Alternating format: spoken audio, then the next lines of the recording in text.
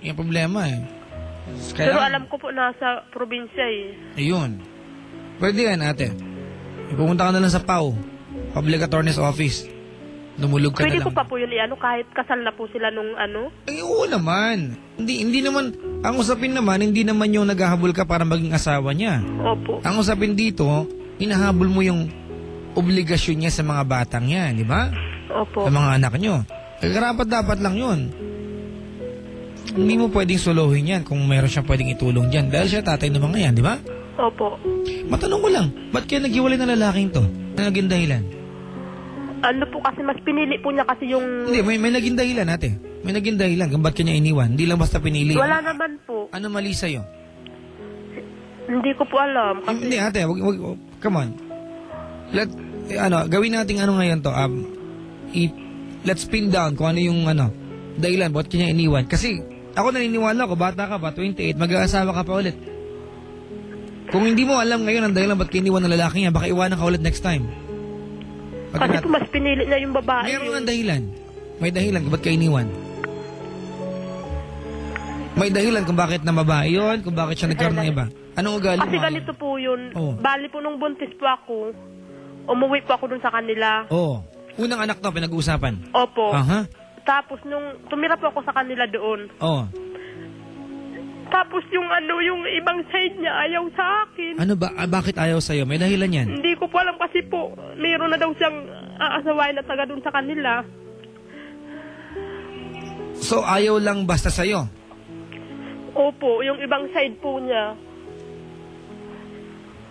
Kasi po, sabi po ng magulang niya, bakit pa daw ako pumatol?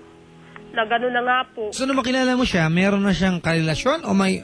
Wala pa po, pero bali, gano'n po, sabay po kaming nagbuntis, sabay po kami ng anak.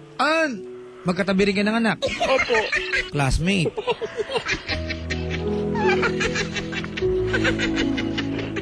Ibig sabihin, itong lalaking, ay tarantado talaga itong lalaking to. Pinagsabay kayo. Opo. Kasi kahit anong sabihin nung kamag-anak niya, kung talaga ikaw lang gusto niya, wala magagawa kamag-anak niya. Tama, mali? Tama po. Anyway, andyan na yan. Sige, pinili niyo yun. Pinili niyo yung isang babae, tama?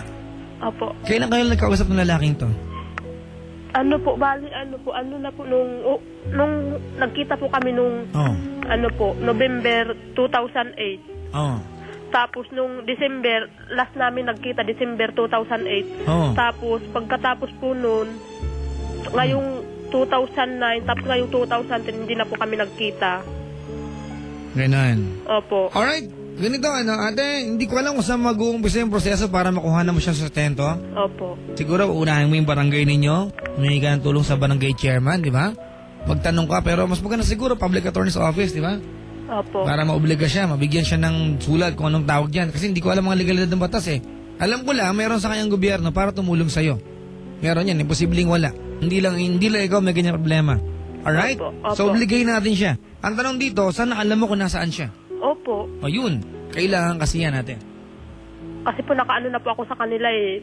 Kasi yung panganay ko po, doon ko po sa kanila ipinanganak. Yun. Alright? Opo. Sige, ito lang yung pwede kong paglingkod sa'yo. Ate, kung nakaantabay itong lalaking to, ano ang kanyang buong pangalan? Ano po, Magno Balisong. Naku, Diyos ko po. Parang baril tsaka lanseta to, di ba? Opo. Magnum, di ba baril? Tapos Balisong. Kata. Anong middle name niya? Armalite. Magno Balisong. Bila ako natakot. Mananawagan lang tayo, ha? Baka sakaling nakaantabay siya, hindi niya alam na ganito nakadesperado yung sitwasyon na meron ka. Nasa probinsya po siya eh. Oo, huwag ka mag-alabot tayo dyan. Anong probinsya? Pa? Anong probinsya? Ano po, Bicol. Ay, Bicol, abot yan. Sus, Ginoo. Saan doon? Sa Albay, Ginubatan. Ano po, Nabwa. Nabwa, saan banda? Sa Nabwa po? Oo nga. Camarinesor. Okay, sige. Kung saan man yan, anong gusto mo sabihin sa kanya? Ano na lang po, Manny, kung nakikinig ka naman po, sana po, ano na lang po, kunting ano ko na lang po, sana, suportan mo yung mga bata. Yun na lang po. Para na lang po sa mga bata.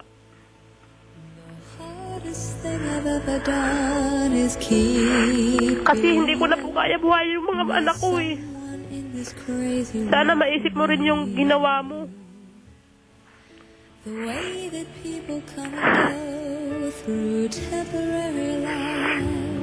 Yun lang po, Papa Jack.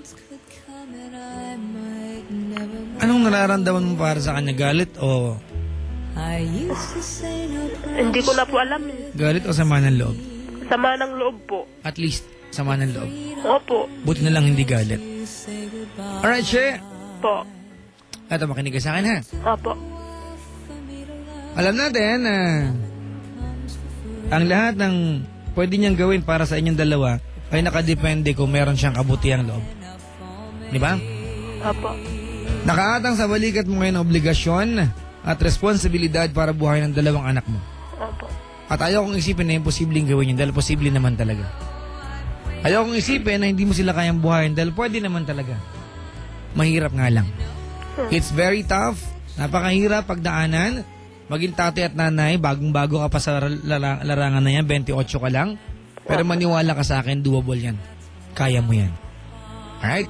Opo. Ayaw kong dumating at malagay sa utak mo na hindi mo kaya kasi pangatawanan mo na yan. So Kasi po marami pong pinagdaanan namin eh. Gusto kong isipin mo na kaya mo sila. Kung ano man ang pinagdadaanan mo, mahirap kayo sana humugot ka ng inspirasyon sa mga anak mo. Dalawa yan. Alright? Opo. Meron ka pa 5 buwan sa makatuwid, di ba? 1 month na sila nandoon. Meron ka pang 5 buwan.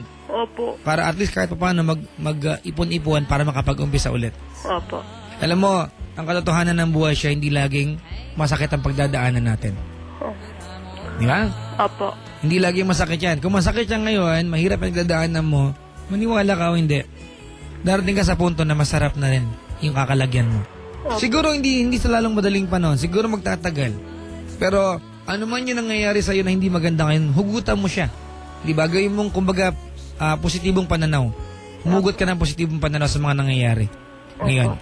Wag mo rin kalilimutan na sa lahat ng sakit at pasakit na nangyayari sa'yo, may kinalaman ka dito. May kasalanan ka kasi nagpabaya ka. Lagi na sorry pag-isisi, di ba? Opo. Pero pwede pang itama. Alright? Opo. Alam ko siya na kahit na anong sabihin ko sa'yo, hindi ko mababawasan yung bigat na nararamdaman mo. Opo. Kasi pagkatapos na mag-uusap, ganun pa rin naman eh. Di ba? Opo. Pero sana kahit paano, napagaan ko yung nararamdaman mo. Kahit paano, napaluwag-luwag ko man yung dibdib mo, di ba? Opo. Ito lang. She, Po. may 2 kang anak. Opo. 2 inspirasyon mo. Opo. Kaya mo yan, ha? Papa Jack, paano po ba pag ano sa PAW? Tanong mo sa barangay ninyo, alam nila yan. Actually, hindi ko rin alam, nasa head office ng PAO. Papatanong ko kay Selon mamaya kung paano yan. Try natin i-research. Ha? Opo. Okay? Pero, magtanong ka sa barangay ninyo, matutulungan ka nila. Alright? Opo. Oo. Okay? Opo. Sa mga anak mo, may gusto ka ba sabihin? Wala na po. Sana dumangalaw ka sa kanila palagi, ha? Opo, sa linggo po. Oo, para hindi ka naman tawagang ate ng mga anak mo, mga bata ka lalo, eh. She, Po. ngiti-ngiti tayo, ha? Po. Oo, lakihan natin. Kahit na mahirap buhay, masaklap pinagdadaanan, huwag mong kalilimutan umiti. Okay? Opo. Opo. Maraming salamat sa Opo. pagtawag. Salamat po. Ayan. Mga kaibigan, si She ng Marikina, nakakalungkot, no? Oo, wala na akong kinalaman kung broken hearted ka, hindi mo ka na lalaki. Ang malungkot na part,